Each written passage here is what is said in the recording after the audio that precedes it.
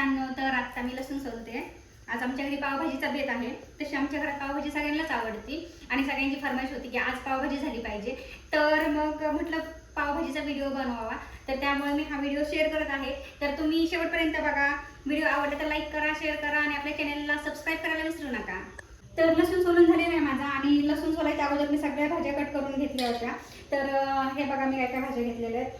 तर सगळ्यात पहिली इथे फ्लावर घेतलेला आहे, सिमला आहे, बटाटा आहे, त्यानंतर इथे ग्रीन पीस आहे, भोपळा पण घेतलेला आहे आणि गाजर आहे आणि थोडंसं बीट आहे. तर एवढ्या सगळ्या भाज्या मी पावभाजी करताना वापरत असते. तर तुम्ही कोणत्या कोणत्या भाज्या वापरता ते मला कमेंट्समध्ये नक्की सांगा आणि व्हिडिओ शेवटपर्यंत बघा. तर आता ह्या सगळ्या भाज्या मी स्वच्छ धुवून घेते आणि मग कुकरला शिजायला घालते. तर भाजी शिजायला घालताना थोडंसं मीठ टाकून घ्यायचं, म्हणजे जेणेकरून खावते सगळ्या भाज्यांना मीठ व्यवस्थित लागते. तर आता मी सगळ्या भाज्या कुकरला लावून घेतलेल्या आहेत आणि 1 ते 2 शिट्ट्या करून घेते, म्हणजे जेणेकरून की आपल्या भाज्या ज्या आहेत त्या व्यवस्थित शिजतील. 1 ते 2 शिट्टीमध्ये भाज्या सगळ्या व्यवस्थित शिजतातच. तर इथं भाज्या शिजायला लावलेल्या आहेत आणि भाज्या शिजतोपर्यंत इकडे मी कांदा कट करून घेते, की जो की आपल्याला फोडणीला लागेल. कांदा लागेल, टोमॅटो लागेल, लसूणचा काय मी सोलून घेतलेला आहे. कांदा कट करून घेते.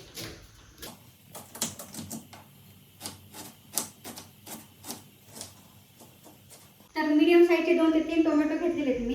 ते स्वच्छ धुवून घेतलेले आहेत आणि आता ते कट करून घेते, कारण याची आपल्याला प्युरी करायची आहे. तर त्यामुळे ते मी कट करून घेते.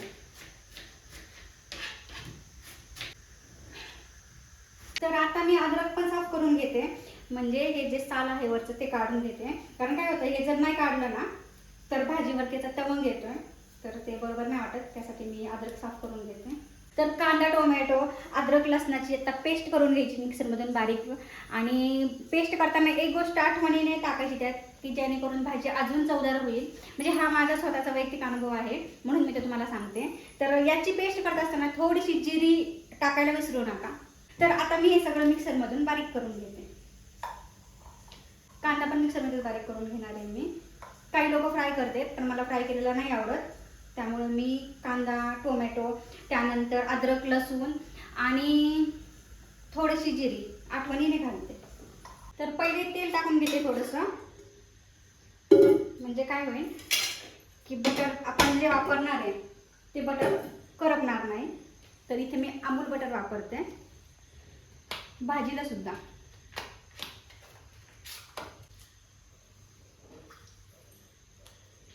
बटर टाकून घेते मी तेलात.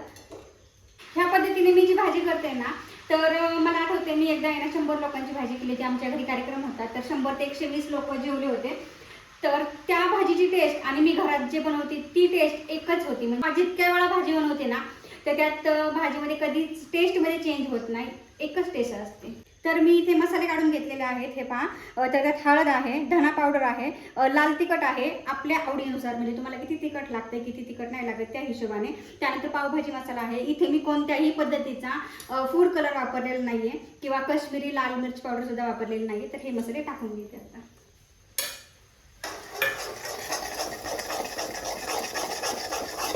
व्यवस्थित मिक्स झाले की आपण जे कांदा लसूणची पेस्ट करून घेतलेली आहे ना, तर ती यात टाकून घ्यायची आणि व्यवस्थित परतून घ्यायची.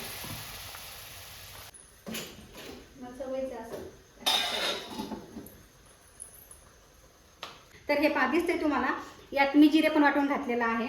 आणि काही लोक कांदा फ्राय करतात, पण मला कांदा फ्राय केलेला नाही आवडत. तर मी अशी कांद्याची पेस्ट करते, कांदा टोमॅटो त्या सगळ्याची पेस्ट करत असते. व्यवस्थित मिक्स करून घ्यायचं. आणि इथे आपल्या भाज्या सगळ्या शिजलेल्या आहेत. तर ह्या स्मॅश न करता मी मिक्सरमध्येच बारीक करणार आहे.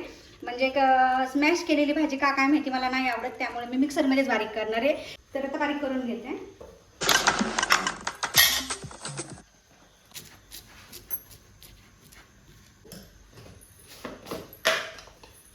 तर मीठ टाकून घ्यायचं. लक्षात ठेवायचं आपण भाजी शिजताना पहिले मीठ घातलेलं आहे. आणि तुम्ही बघताय मैत्रिणींनो, आपण कोणताही फूड कलर न वापरता पावभाजीचा कलर कसा आलेला आहे. आणि त्यानंतर मग थोडीशी कोथिंबीर टाकून घ्यायची आणि अर्धा लिंबू पिळून घ्यायचं भाजीमध्ये. या भाजीत आणि थोडंसं बटर वरतून टाकून घ्यायचं. तर ह्या पद्धतीने तुम्ही भाजी करून बघा एकदा मैत्रिणींनो, म्हणजे तुम्हाला 100% आवडेल. तर माझी ही पद्धत वापरून एकदा तुम्ही भाजी नक्की ट्राय करून बघा आणि मला कमेंट्समध्ये सांगा कशी झाली आहे ते. 100% सांगते, मला 100% खात्री की तुम्हाला नक्कीच आवडेल. आणि याच भाजीमध्ये भाजी शिजत असताना अर्ध लिंबू पिळून घ्यायचं. हे बघा मी पिळलेलं आहे. तर अशा प्रकारे आपली पावभाजी तयार झालेली आहे. तर मला कमेंट्समध्ये सांगा कशी झाली आहे ते. माझी पद्धत तुम्हाला आवडली की नाही आवडली ते पण मला सांगा. मला माहिती तुम्ही सगळेजणी सुगरणे आहेत, पण मी पण एक छोटासा ट्राय केलेला आहे की मी जसा स्वयंपाक करते तसा मी तुम्हाला दाखवायचा प्रयत्न केलेला आहे. तर तुम्ही पण नक्की ह्या पद्धतीने भाजी बनवून बघा. तर हे बघा, आमच्या घरी पावाचा कोणताही बेत असेल, म्हणजे पावभाजी असू द्या किंवा मिसळ असू द्या किंवा अजून इतर कोणताही असू द्या, तर आम्हाला पावाचं अजिबात टेन्शन नसते. म्हणजे की आमची बेकरी आहे, त्यामुळे जेवढे पाहिजेत तेवढे पाव आम्ही घेऊन येतो.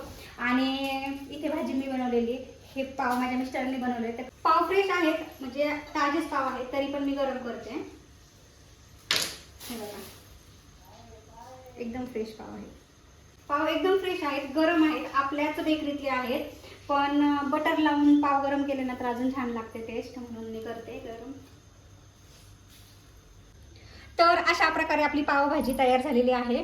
तर कशी वाटते ते मला सांगा कमेंट्समध्ये. आणि आत्ता आमच्या घरातले सगळे आलेले आहेत, मिस्टर आलेले आहेत, भाऊजी आलेले आहेत, तर घरातले सगळे लोक आलेले आहेत. तर आत्ता आम्ही जेवायला घेतोय.